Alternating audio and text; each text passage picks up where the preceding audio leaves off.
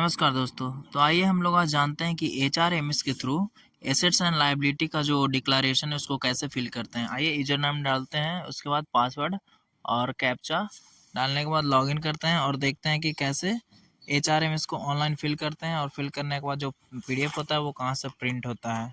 तो आइए कैप्चा हम लोग फिल करते हैं, फिर लॉगिन करते हैं। ये हो गया लॉगिन। लॉगिन करने के बाद आप देख रहे हो कि आपका पूरा डिटेल जो एम्प्लॉय का नेम है, प्रान नंबर है, करंट ऑफिस है, डेट ऑफ बर्थ और ईयर, ये सारा यहाँ पे दिखा रहा है। जैसे यहाँ पे क्लिक करेंगे तो आपका जो मूवेबल एसेट्स है उसको आप यहाँ से सिलेक्ट कर सकते हैं। जैसे हमने किया डिपॉजिट इन बैंक्स, जो मेरे पास कैश था वो 2000 रुपये मैंने किया। फिर मोटर व्हीकल, जो भी आपके पास मूवेबल जितने भी चल संपत्तियाँ हैं उनका यहाँ पे पूरा ब्यौरा देना है। तो जैसे मैंने मोटर व्हीकल सेलेक्ट किया तो उसमें सेल्फ मतलब जो मेरा है अपना, उसका क्या यहाँ पे करना है, नाम डालना है। जो भी जैसे मेरे पास बाइक है तो होंडा एसपी साइन का है वो लिख दिया। उसके बाद उसका जो भी प्राइस है जैसे RS करके 1,10,000 रुपीज़ हमने सेलेक्ट कर दिया। उसके बाद अगर मेरे पास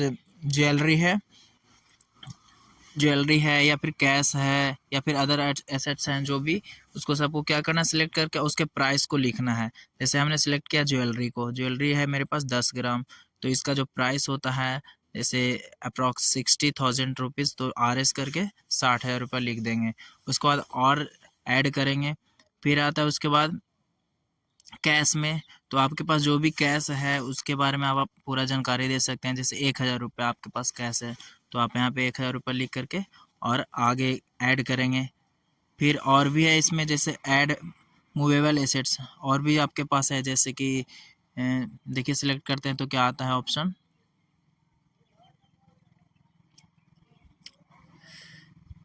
हाँ, तो यहाँ पे देखिए अदर फाइनेंशियल इंस्टीट्यूशंस में, जैसे कि आपने LIC ले रखा है तो LIC का पॉलिसी नंबर आपको डालना होगा।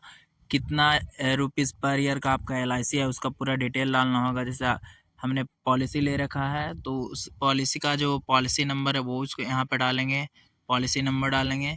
फिर उसमें जो एनुअल कितना मेरा कटता है LIC में चार्जेस, उसके बारे में डिटेल पूरा हम यहाँ पे फिल कर रहे हैं। तो ये हो गया मेरा पॉलिसी नंबर LIC।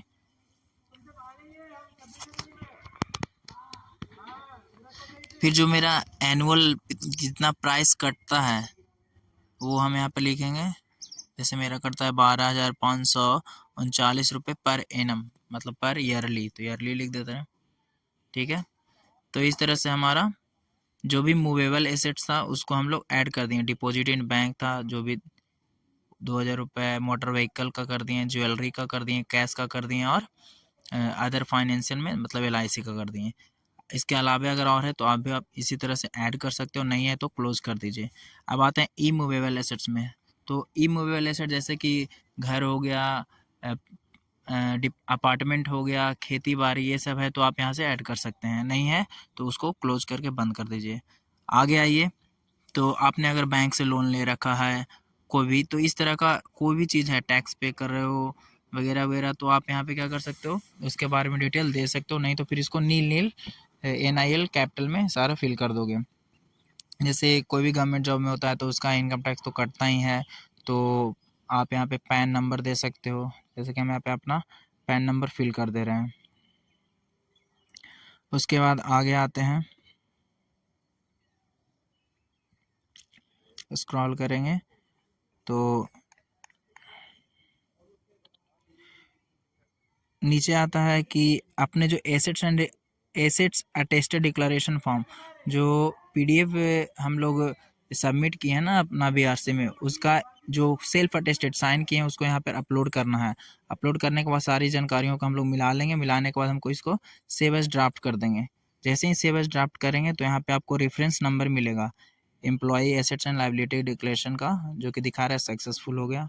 तो यहाँ पर अब ऊपर जाना है और रेफरेंस नंबर के सामने राइट साइड कॉर्नर में अप्लाई डेट के थोड़ा सा राइट साइड में जाइएगा तो यहाँ पे आप एक PDF है उसको क्लिक कीजिएगा तो आपको एक PDF ओपन होगी। यही PDF को हम लोगों को BRC में सबमिट करना होता है सेल्फ अटेस्टेड के साथ, BRC में या फिर DO ऑफिस में, जहाँ भी। अब आइए आगे, आपको यहाँ से सेंड टू किसके पास करना है, तो जो आपके DDO होते हैं, जैसे हम लोग के DDO हैं गोपाल कृष्णा, उनको हम लोग क्या करेंगे, सेंड करेंगे और रिमार्क्स में डालेंगे कि I have be declare that the all the above information are true और to the best of my knowledge, यही सब लिख देंगे। और उसके बाद हम लोग क्या करेंगे, इसको अपडेट कर देंगे टू द और the best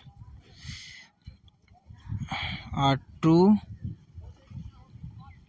to the best of my knowledge. ठीक है, ये रिमार्क्स फिल हो गया। उसके बाद हम लोग यहाँ पे अपडेट क्लिक करेंगे। देखिए अपडेट क्लिक करते हैं, यहाँ पे लिख दिया assets and liability update successfully. उसके बाद हम लोग सबमिट कर देंगे। हैव यू वेरीफाइड, तो आपने अगर वेरीफाई पूरा कर लिया, नहीं किया तो एक बार स्क्रॉल करके पूरा ऊपर से नीचे तक वेरीफाई कर लेंगे।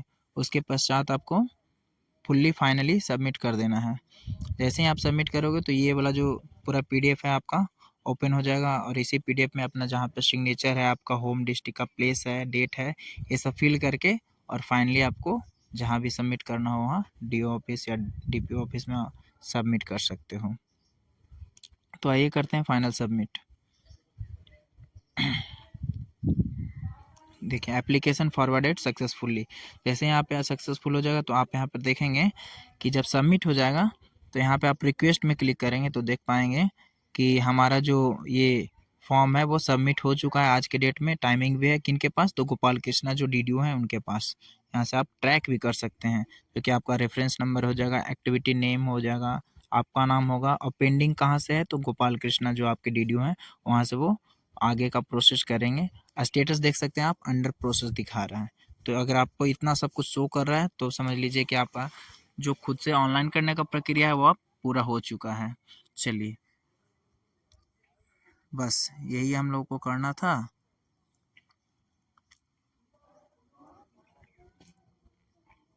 तो इस तरह से HRMS का ऑनलाइन जो प्रक्रिया है वो फुलफिल होता है। आइए हम लोग लॉग आउट करते हैं और इस तरह के वीडियो के लिए बने रहिए हमारे चैनल पे। Thank you.